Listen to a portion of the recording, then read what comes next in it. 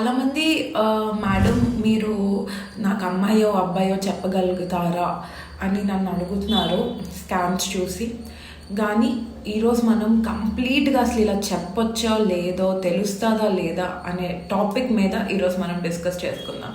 Hi guys, I'm doctor Bindu, gynaecologist. So first, yes, స్కాన్స్లో మీకు అమ్మాయో అబ్బాయో తెలుస్తుంది ఖచ్చితంగా, కానీ మీ డాక్టర్ మీకు చెప్పరు. ఎందుకో తెలుసా? దీనికి ఒక పెద్ద రీజన్ ఉంది. ఏంటంటే పీసీపీఎన్డిటీ యాక్ట్. మీరు ఇప్పుడు ఏ స్కాన్ సెంటర్స్కి వెళ్ళినా, ఏ హాస్పిటల్స్కి వెళ్ళినా ఆ బోర్డు అయితే చూస్తారు కదా, పీసీపీఎన్డిటీ అని. ఇది అసలు 1994లో ఈ యాక్ట్ అయితే పెట్టారు. ఎందుకంటే దాని ముందు వరకు ఈ స్కాన్స్ చేసినాక అమ్మాయి అని తెలిసినాక చాలామంది 70% పీపుల్ అబార్ట్ చేయించేసుకునేవారు.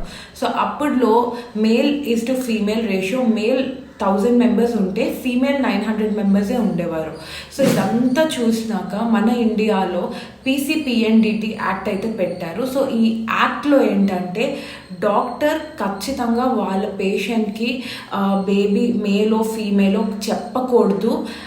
ఇలా చెప్తే డాక్టర్కి పెనాల్టీ ఉంటుంది అండ్ 3 years జైలు శిక్ష కూడా ఉంటుంది.